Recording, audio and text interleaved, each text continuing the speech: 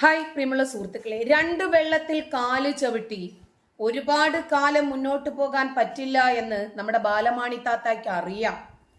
എന്നാലും പോണിടത്തോളം പോട്ടെ, വരുന്നത് കോടികളല്ലേ. നിങ്ങൾ ഒരു കാര്യം ശ്രദ്ധിച്ചോ? ഇപ്പോ ഞാൻ വലിയ ഒരു ഫീൽഡിൽ നിൽക്കുന്ന ആളാണ്. പെട്ടെന്ന് വികാരം വ്രണപ്പെടുന്ന ഒരു മതവിഭാഗത്തിനെതിരെ സംസാരിക്കുന്ന ആളാണ്. അവരുടെ മതഗ്രന്ഥങ്ങളിൽ ഇന്ന വസ്തുതകളാണ് പറയുന്നത് എന്ന് പഠിപ്പിക്കുവാണെങ്കിലും അവർക്കത് മതവിമർശനമായിട്ട് തോന്നുവാണ്. ഓക്കെ, അങ്ങനെ നിൽക്കട്ടെ. എനിക്കെതിരെ ഒരു പീഡന കേസ് വന്നു എന്ന് വിചാരിക്കുക. അപ്പോൾ ഞാൻ ബാലമാണി താത്ത പറഞ്ഞ വിഷയമാണ് വരുന്നത്. ബാലമാണി താത്തായെ ഒരു യുവാവ് കൊണ്ടുപോയി ഡോക്ടറാണ് എന്ന് പറഞ്ഞ് പീഡിപ്പിച്ചു. ആ പീഡന വിവരം അവര് പുറത്തു പറയുന്നു. അവര് ഒരുപാട് വിമർശനങ്ങൾ വരുമ്പോൾ അവര് പറയുന്നത് എന്റെ പിന്നിൽ എന്റെ മക്കൾ മാത്രമേ ഉള്ളൂ. ഇവരെപ്പോഴും ചുറ്റിക്കറങ്ങുന്നത് ഒരു അരുൺ ബഷീർ എന്ന് പറയുന്ന ഒരു യുവാവുമൊത്ത്. അതിനെക്കുറിച്ച് പലരും പറയുന്നുണ്ട്. ഇന്നലെ ലസിത പാലക്കൽ പച്ചയ്ക്ക് പറയുന്നുണ്ടായിരുന്നു. പിന്നെ അവരുടെ പേഴ്സണൽ വിഷയമാണ്, അതിലേക്കൊന്നും നമ്മൾ കടക്കേണ്ടതില്ല, ഇരിക്കട്ടെ. ഇനി അവരുടെ ഭർത്താവാണെങ്കിലും അതല്ല അവരുടെ സഹോദരനാണെങ്കിലും അത് അവരുടെ വിഷയമാണ്. ഇവിടെ എനിക്കിങ്ങനെ ഒരു വിഷയം ഉണ്ടായാൽ ഉറപ്പായിട്ടും ഭർത്താവ് എന്ന് പറയുന്ന ആള് സംസാരിക്കാതിരിക്കുവോ? മുമ്പൊരിക്കല് ഒരു ഉസ്താദ് എന്നെ എന്തോ പീഡിപ്പിക്കണമെന്നോ അടിക്കണമെന്നോ മര്യാദ പഠിപ്പിക്കണമെന്നോ അങ്ങനെയൊക്കെ പറഞ്ഞ സമയത്ത് കൃത്യമായിട്ട് ലൈവിൽ വന്നതിന് മറുപടി പറഞ്ഞു. കഴിഞ്ഞൊരു ദിവസം അതുപോലെ ഈ ജസ്നയുടെ വിഷയത്തിൽ തന്നെ എന്റെ ലൈവിൽ എന്റെ കൂടെ തന്നെ കയറി വന്നു. ഇത് ഇത്രയുമൊക്കെ വിഷയങ്ങൾ ഉണ്ടായിട്ടും എന്തുകൊണ്ടാണ് അയാൾ പ്രതികരിക്കാത്തത്? നിങ്ങൾക്ക് കാര്യം മനസ്സിലായി. വരുന്നത് കോടികളാ. ഇവര് പറയുന്നു എന്റെ ജീവിതത്തിന്റെ 3/4 ഭാഗവും ഞാൻ കണ്ണനോടൊപ്പമാണ് ചിലവഴിക്കുന്നത്. മോക്ഷത്തിന് വേണ്ടിയല്ലല്ലോ, കണ്ണനോടുള്ള സ്നേഹം കൊണ്ടോ പ്രേമം കൊണ്ടോ ഒന്നുമല്ലല്ലോ, ആരാധന മൂത്തിട്ടോ ഭക്തി മൂത്തിട്ടോ അല്ലല്ലോ. ഇവർക്ക് ഒരു ഭക്തിയുമില്ല. ഇവർക്കുള്ളത് പണത്തോടുള്ള ആക്രാന്തം മാത്രമാണ്.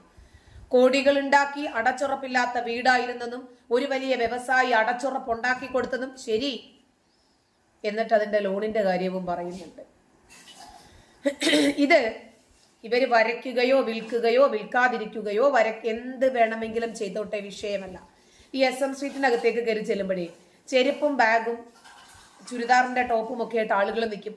3 എണ്ണം 100, 4 എണ്ണം 100, 4 എണ്ണം 500, 200, 150 എന്നൊക്കെ.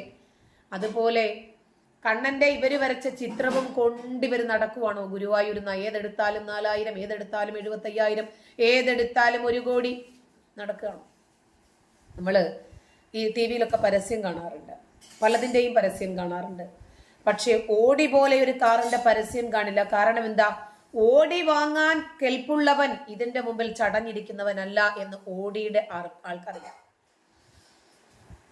വലിയ കാറ്, ഇപ്പോ ചെമ്പോർഗിനി പോട്ടെ, ലെംബോർഗിനി ശരി, ആ കാർ നമ്മുടെ TV-യിലെ പരസ്യത്തിൽ കാണത്തില്ല. കാരണം എന്താ? ആ കാറ് വാങ്ങേണ്ടവൻ ഈ TV-ക്ക് മുമ്പിൽ ചമ്രം പടിഞ്ഞിരിക്കുന്നവനല്ല.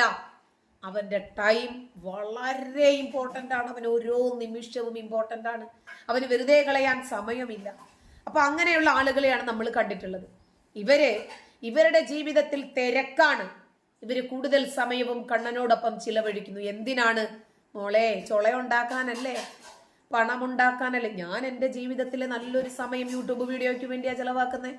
അതുകൊണ്ട് ഞാൻ പറഞ്ഞാൽ മതി, അതെ എല്ലാ യൂട്യൂബുകാരും എന്നെ നോക്കി വണങ്ങി നിൽക്കണം കേട്ടോ. പൈസ ഉണ്ടാക്കാനല്ലേ, പണമുണ്ടാക്കാനല്ലേ യൂട്യൂബ് വീഡിയോകൾ ചെയ്യുന്നത്. ഉസ്താദുമാര് ചെയ്യുന്നില്ലേ? മോക്ഷത്തിന് വേണ്ടിയാണോ? അവരുടെതൊക്കെ ചാനൽ തുറക്കുമ്പോൾ ആദ്യം വരുന്നത് റമ്മി പരസ്യമാ, കള്ളിന്റെ പരസ്യമാ വരുന്നത്. അതുകൊണ്ട് ഹറാമാണ് എനിക്ക് വേണ്ടാന്ന് പറയുമോ? ഇല്ല, പണമാണ് കിട്ടുന്നത്. പിന്നെ നമ്മൾ ഇഷ്ടപ്പെട്ട ഒരു ജോലി തിരഞ്ഞെടുക്കുമ്പോൾ ഒരു സാറ്റിസ്ഫാക്ഷൻ വേറെ. ഞാൻ ആഗ്രഹിച്ച് തിരഞ്ഞെടുത്ത ഒരു മേഖലയല്ല ഇത്. യൂട്യൂബിലിരുന്ന് ഇസ്ലാമിനെ വിമർശിക്കണം എന്നത് ഞാൻ ആഗ്രഹിച്ച് തിരഞ്ഞെടുത്തതല്ല. ഒരു തൊഴിൽ ചെയ്തിട്ടും ഇവരെ ജീവിക്കാൻ വിടാതെ എന്നെ ഇതിലേക്ക് നിർബന്ധിപ്പിച്ചു കൊണ്ടുവന്നതാണ്. ഏറ്റവും ഒടുവിൽ ഒരു ബൈക്ക് വിൽക്കാൻ ശ്രമിച്ചപ്പോൾ ഉസ്താദുമാർക്ക് കുരുക്കൾ പൊട്ടി. അപ്പോൾ അവരെ എനിക്ക് ശക്തമായ ഭാഷയിൽ വിമർശിക്കേണ്ടി വന്നു. ഇസ്ലാമിനെ വിമർശിക്കുന്നത് വെറുതെയല്ല. ഇസ്ലാമിലെ ഇത്തരം കാര്യങ്ങൾ മാനവിക വിരുദ്ധമാണ്, ജനാധിപത്യ വിരുദ്ധമാണ്. ഈ സ്ത്രീ വിരുദ്ധതകൾ ലോകരെ അറിയിക്കൽ നമ്മുടെ ബാധ്യത. അതിനകത്തുള്ള നല്ല വശങ്ങൾ നല്ലൊരു വിഭാഗം ആളുകളെ അറിയിക്കുന്നുണ്ട്. ഉസ്താദുമാര് തന്നെ പക്ഷെ അവർ ഒളിപ്പിച്ചു വെക്കുന്ന കാര്യങ്ങൾ നമുക്ക് പറയാതിരിക്കാൻ പറ്റുമോ? ഇന്നലെ ഒരു ഉസ്താദ് പറയുന്നുണ്ടായിരുന്നു, അതെ, അവർ കാണാൻ പാടില്ലാത്ത വിഷയങ്ങൾ ഒരിക്കലും സമൂഹത്തിൽ പറയരുത്. അപ്പൊ ഖുർആനില് കൊള്ളാനുള്ളത് മാത്രമല്ല തള്ളാനുള്ളത് ഉണ്ടെന്ന് ഇവര് തന്നെ സമ്മതിച്ചല്ലേ. പറഞ്ഞിട്ട് കാര്യമില്ല. അവര് പറഞ്ഞിട്ടില്ലെങ്കിലും ശരി, ഇന്ന് മതം വിട്ടവരും യുക്തിവാദികളും എക്സ് മുസ്ലിങ്ങളും ഒക്കെ കാര്യങ്ങൾ തുറന്നു പറയുന്നുണ്ട് ജനങ്ങളോട്. ഇപ്പോഴാ മുസ്ലിങ്ങളും താത്തായെ പൊരിച്ചു കോരുവാണ്. മര്യാദയ്ക്ക് നീ ഒന്നുകിൽ ഷഹാദത്ത് ചൊല്ലി ഇസ്ലാമിലേക്ക് നിന്നോ, അതല്ലെങ്കിൽ തട്ടം മാറ്റി നീ ഹൈന്ദവ മതത്തിലേക്ക് പോയി കണ്ണനെ ആരാധിച്ചു ജീവിച്ചോ. ഇനി ഞങ്ങളെ പറയിപ്പിക്കാനുള്ള വേഷം കെട്ടലുമായി അമുസ്ലിങ്ങളുടെ ആരാധനാലയത്തിൽ ഇരച്ചു കയറി അവർക്കൊക്കെ ബുദ്ധിമുട്ടുണ്ടാക്കാനാണ് ഭാവമെങ്കിൽ ഒരു തരം മുന്നറിയിപ്പാണ് അവർക്ക് ഉസ്താദുമാര് നൽകുന്നത്. മുസ്ലിം പുരോഹിതന്മാരെയും ഇവരെ ഇളക്കി വിട്ടു.